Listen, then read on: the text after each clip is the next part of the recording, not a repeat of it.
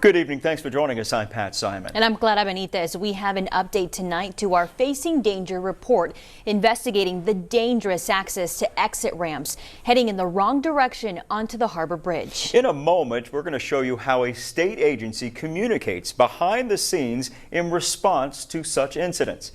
But first, a quick look back at how we got here in the first place. We launched our investigation in November of 2022 after yet another wrong-way fatal crash happened on the bridge. And since mid-February of this year, we laid out the facts. We spoke to families of crash victims. I just can't fathom, what is it going to take until somebody starts saying how many people have to die on this bridge before something's done with these ramps. Law enforcement officials who put their lives at risk stopping wrong-way drivers. And government leaders in charge of protecting your safety on the roads. We have identified, Governor, 8 people who died in crashes involving wrong-way drivers on the Harbor Bridge. But it wasn't until Governor Greg Abbott told me exclusively in early March that TxDOT's actions to address deadly wrong-way driving on the bridge was inadequate. Whatever can be done, it must be done quickly to make sure that no more lives are lost, no more lives are endangered. Just hours after that March 1st interview, TxDOT and Department of Public Safety officials took immediate action. TxDOT temporarily shut down the Power Street exit and constructed one-way roads at Padre Street, adding new reflector signs. After the governor's urgent request, a task force was also formed. Public safety officials and local law enforcement met once on March 9th. They all agreed that wrong-way driving is mostly the fault of drunk drivers. Nothing was mentioned publicly about flaws in the design of the exits themselves. But then get this. Only after a March 14th meeting between TxDOT, city officials, and C District business owners, a deal was reached and TxDOT adjusted its plans. By the end of April, TxDOT installed new concrete barriers to permanently shut down at least 3 of the top notorious wrong-way exits at Power Street, at Padre Street, and Upper Broadway. It also reopened Padre Street to two-way traffic. And DPS has a patrol unit parked at the base of the Twig Street exit, next to the Caller Times office, to catch anyone going the wrong way. So, Pat, why did it take so long for real solutions that could have saved lives? Well, Clara, the answer is complex, and it took a lot of digging. Tonight, you will see for the first time TxDOT's response during the last 7 years to wrong-way tragedies. Their response comes only after we submitted a public records request. September 22nd, 2015, 7 p.m. Julie Gatherall was driving southbound over the Harbor Bridge on the way to pick up her husband Ian, who had just gotten off of work. At the same moment, an intoxicated Lionel Guerra was driving a black pickup truck. He was able to easily access an exit going the wrong way onto the Harbor Bridge. Guerra's pickup slammed head-on into the Nissan Xterra driven by Gatherall. How tragic it was. Killing her. Senseless. We know of 7 other deaths from wrong-way crashes on the Harbor Bridge that happened since then, including the March 29, 2017 crash that killed 25-year-old Taylor Counts and 33-year-old Camilo Espatia Jr. on the Nueces Bay Causeway. In February of this year, Chris Six asked TxDOT specific questions about those crashes and what plans did they put in place to avoid them.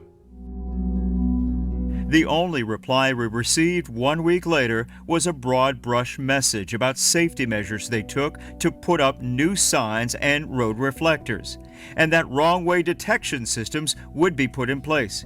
But that TxDOT response did not address our specific questions. Take a look.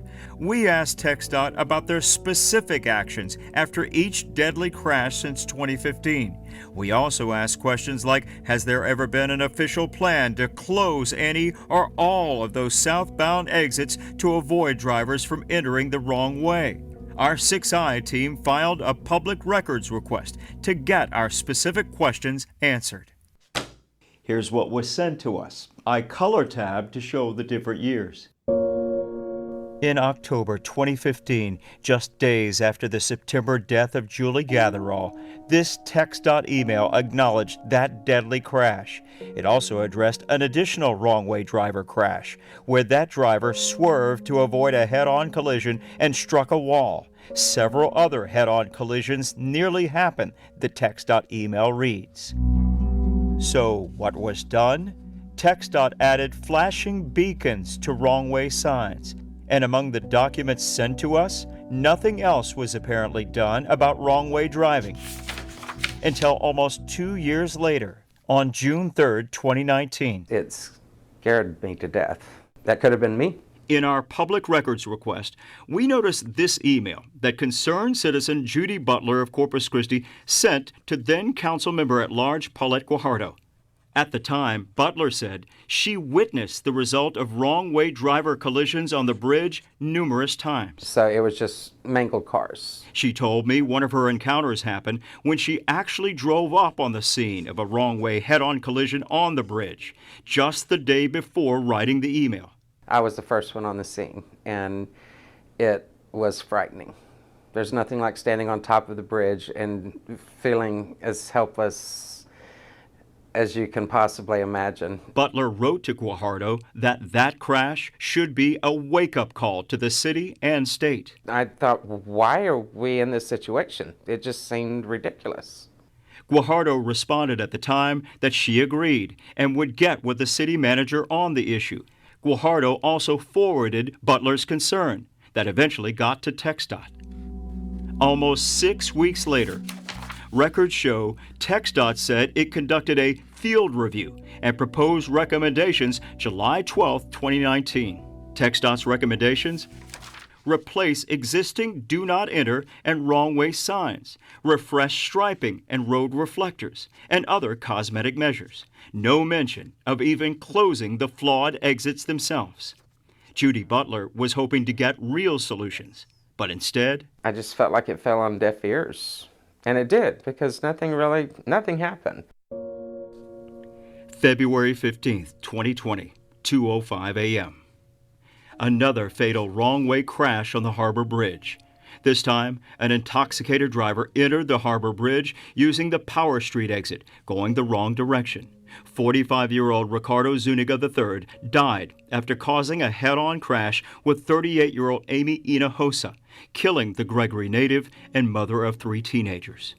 4 days later, February 19, 2020, the public records we requested show this TxDOT email was sent out, asking someone from traffic engineering to gather information about another Harbor Bridge wrong-way driver crash. It asked what countermeasures and improvements have been made, and are there any future improvements like striping and sign size upgrades. A TxDOT PowerPoint presentation was sent out a few days later on February 25, 2020. After a closer look, we noticed these proposals are essentially the same plans from July 12, 2019 that we showed you earlier in this report. Some were complete, others pending. Public records show in early April, additional TxDOT bridge enhancement issues were addressed with the city of Corpus Christi. In June 2020, this TxDOT email confirmed the enhancements assigned to them were finally completed and signed off. The result here? More of the same. Not one suggestion or proposal to permanently shut down the Power Street exit or other problem Harbor Bridge exits. And it wasn't until July 2020 until it was first mentioned about the need to install a wrong-way detection system. The wrong-way crashes kept happening. This one, on July 8, 2021, police say 33-year-old Kristen Mang was intoxicated when she drove the wrong way onto the Harbor Bridge and crashed into an oncoming truck, killing Mang. No new action was taken by TxDOT after that crash. Then, 16 months later, November 2nd, 2022, yet another deadly crash on the Harbor Bridge due to a wrong-way driver. Navy veteran Matthew Banda and Betsy Manduano, a San Patricio communications operator, were killed in a head-on crash. Roxanne Palacios now faces 2 counts of intoxication manslaughter with a vehicle in connection with the crash.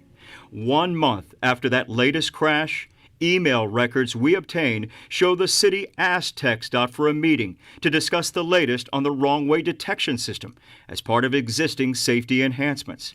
They mentioned two possible dates for the meeting, December 9th or December 13th, 2022. No details came out of that meeting. But 1 week later, records show on December 12, 2022, this TxDOT email outlines this PowerPoint presentation. It was called the Safety Mission Zero Wrong-Way Driver Projects Corpus Christi District. The plan looked at placing wrong-way detection systems at the 4 wrong-way exits we already outlined. But look closely. That project was supposed to start in April 2021. At the cost of $269,000, $50,000 per system, not including installation, and a completion date of May 2023, which would have been now. And guess what? Only one of those wrong-way detection systems was installed right here at the Power Street exit. It's not even working because TxDOT was waiting on some parts. And why would it work anyway now that the Power Street exit is closed permanently? It's a $50,000 signpost. Back to our records request, and the last TxDOT emails we received began in February of this year, 3 months after the latest deadly Harbor Bridge wrong-way crash. On February 1st, 2023, TxDOT email gives an update about delivering wrong-way signs on that day. And this message, that an update is expected on February 2nd about the wrong-way systems, and something about LED signs, blinker signs. TxDOT email from February 9th, 2023 notes that blinker signs should be installed on Tuesday, February 14th. We only found out about this project by driving by it the next day, when we aired our first in a series of special Facing Danger reports. Then this TxDOT email came out on February 17, 2023, handing now Mayor Paulette Guajardo talking points about the November 2, 2022 wrong-way fatality, and that further coordination was needed between the city and TxDOT on bridge safety, and that LED lights would be installed. But it also notes it would be months before wrong-way driver detection systems could be installed. Again, the real solution of shutting down 3 Harbor Bridge exit ramps came only after our Facing Danger investigation and the governor's March 1st call to action.